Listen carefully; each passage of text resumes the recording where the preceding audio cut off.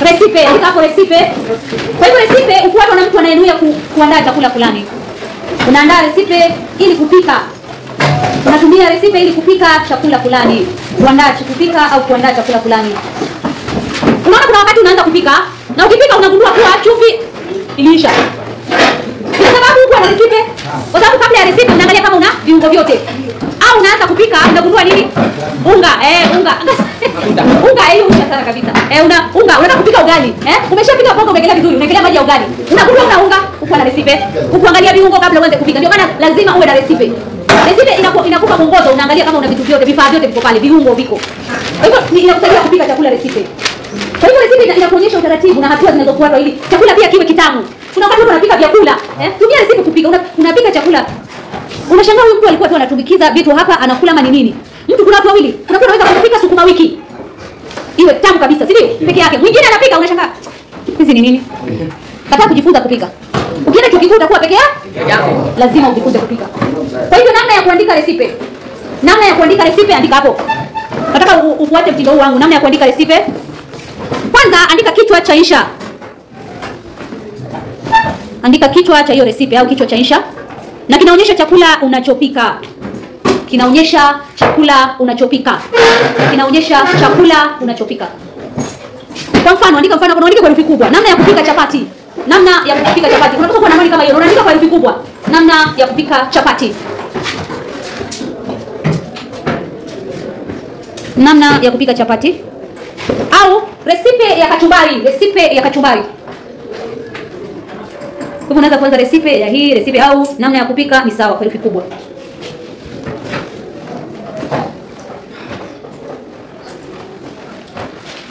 Pili, andika walaji ni wangapi. Pili, andika walaji ni wangapi. Unajua unaandika walaji ni wangapi ndio ujue idadi ya nini ya viungo ambavyo utatumia. Iwapo una nusu nyama, walaji ni wangapi? Moja. Nusu. Hapana. Ama wanne. Nusu kilo. Walaji ni wanne. Hapana. Matajiri. Kilo na wili. Hapa shule walaji nusu ni wangapi? Walaji nusu kilo hapa shule ni ngapi? Haya tuendelee. Kutoka hapo twende 3 kuna viungo. Orodha ya viungo. Samahani andika 3. Orodha ya vifaa na viungo. Orodha ya vifaa na viungo. Orodha ya vifaa na viungo. Kwa hivyo hapa unaorodhesha unavyohitaji, vifaa unavyohitaji kuandaa. Yaani unaorodhesha unavyohitaji kuandaa chakula. Viwe ni vifaa na tena viungo. Kwa mfano, unaweza andika kwa tarakimu, unaelewa? Idadi unaandika unga wa ngano vikombe viwili. Unga wa ngano vikombe viwili. Maji kikombe kimoja. Chumvi kijiko kimoja cha chai. Kijiko kimoja cha chai nini unaita teaspoon. Ile ndio wala unafanya sayansi kimu. Ni ile teaspoon ile ndogo. Si kubwa unakula nayo kule. Chumvi kijiko kimoja cha chai. Mafuta vijiko vingapi? 3. Hapo ndio unapenda kabisa. Nimesema mafuta vijiko 3. Pia tumesema hapo viungo pia huitwa viambata. Unaweza viandika viambata. Si ni sawa? Hapa ukitaka ndio unaorodhesha vifaa vile unatumia. Iwapo unapika ugali hapa ndio unaorodhesha mwiko, sufuria moja. Nini kingine unahitaji? Maji tumeshaandika. Unga tumeshaandika. Hivi vile vifaa vya kupikia. Iwapo unaandaa recipe ya sharubati, hapa ndio unahitaji blender. Jagi ya kuweka, unaweka ile sharubati. Unaongezea hapo. 4 maelezo ya hatua kwa hatua. 4 ni maelezo ya hatua kwa hatua. Hiyo ndio sehemu ya 4 na ya mwisho ya recipe. Maelezo ya hatua. Kwa hivyo pale juu utakuwa na maana dogo umeandika hatua za upishi au unaandika nini utaratibu, ni sawa. Jambo la kwanza, eleza kwa mpangilio jinsi ya kupika. Hapa ndio unaeleza kwa mpangilio jinsi ya kupika. Tumia viunganishi. Nimekwambia kwanza unaeleza kwa mpangilio jinsi ya kupika. Unatumia viunganishi. Unatumia viunganishi kwanza, pili, kisha baada ya hapo mwishowe. Kwa hivyo wakati unaandika recipe unatumia hivyo viunganishi. Kwanza, pili, kisha baada ya hapo mwishowe.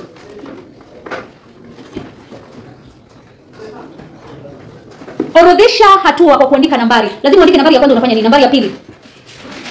Orodhesha kwa nambari. Kwa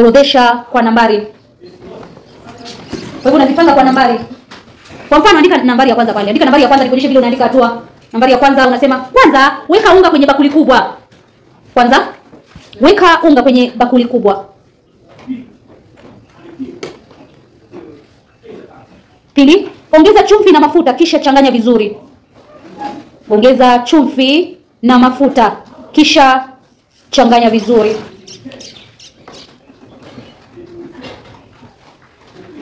Tatu, polepole mimina maji huku ukikanda mpaka upate donge laini. Polepole mimina maji huku ukikanda mpaka upate donge laini. 4, funika donge hilo na uliache lipumzike kwa dakika 10. Funika donge hilo na uliache lipumzike kwa dakika 10. Funika donge hilo na uliache lipumzike kwa dakika 10. 5, gawanya donge vipande vidogo. Gawanya donge vipande vidogo na uvisukume kwa mviringo. Gawanya donge vipande vidogo vidogo na uvisukume kwa mviringo. Gawanya donge vipande vidogo vidogo na uvisukume kwa mviringo.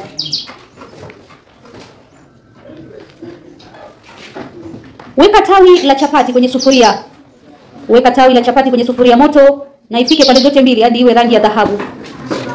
Weka tawi la chapati kwenye sufuria moto. Weka tawi la chapati kwenye sufuria moto na ipike pande zote mbili hadi iwe na rangi ya dhahabu.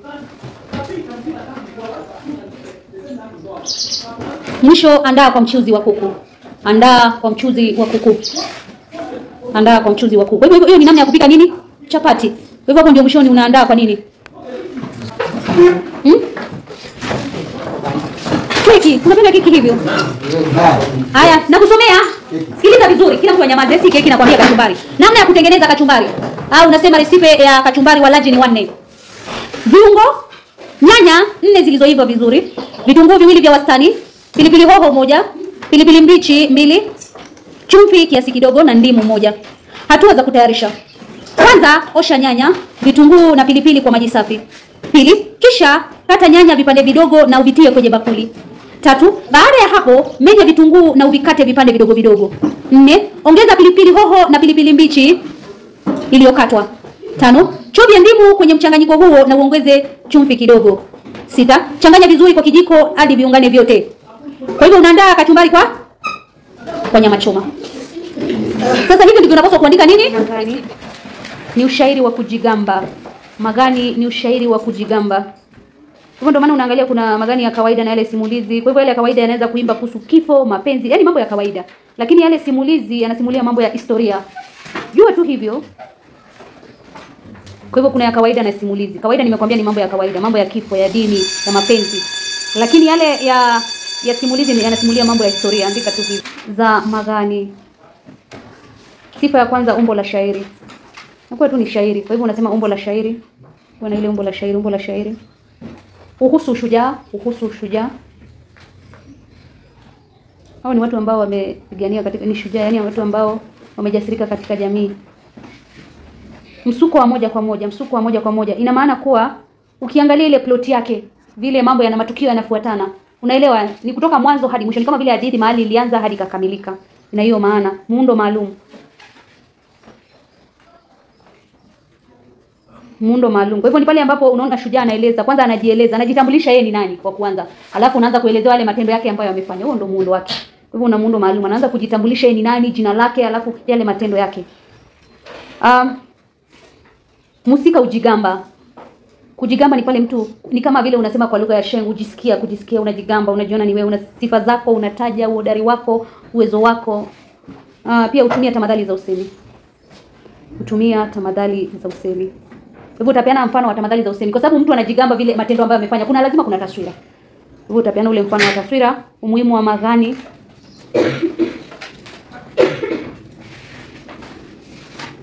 Uimarisha uwezo wa kutumia lugha kwa ufasaha, kudumisha sifa za watu, uwafanya watu waheshimiwe, wakumbukwe, waheshimiwe na kukumbuka, uwaburudisha watu na uhamasisha watu kutenda mambo ya kuonea fahari. Magani ni aina ya ushairi wa kujigamba ambao hutolewa kwa maneno badala ya kuimbwa. Kuna magani ya kawaida na magani simulizi. Magani ya kawaida huhusu mambo ya kawaida kama vile kifo, mapenzi, dini, ushujaa na dini. Magani simulizi kwa upande mwingine husimulia matukio ya kihistoria, kisasili ama msakali. Sifa za magani. Magani yana sifa zifuatazo: huwa na umbo la ushahidi, huzungumzia mambo kuhusu ushujaa, huwa na msuko wa moja kwa moja kuanzia mwanzo hadi mwisho, huwa na muundo maalum. Mwanzo shujaa hujitambulisha, halafu katika maelezo huelezea matendo. Mhusika hujigamba kwa kuelezea, kwa mfano, sifa zake, uhodari wake, uwezo wake juu ya wanyama au adui. Mhusika hutumia tamathali za usemi zinazojenga taswira. Umuhimu wa magani. Magani huwa na umuhimu ufuatao katika jamii: huimarisha uwezo wa kutumia lugha kwa ufasaha, hudumisha sifa za watu na utambulisho wao katika jamii, huwafanya watu waheshimiwe na kukumbukwa, huwaburudisha watu, huwahamasisha watu kutenda mambo ya kuonea fahari. Kwa hivyo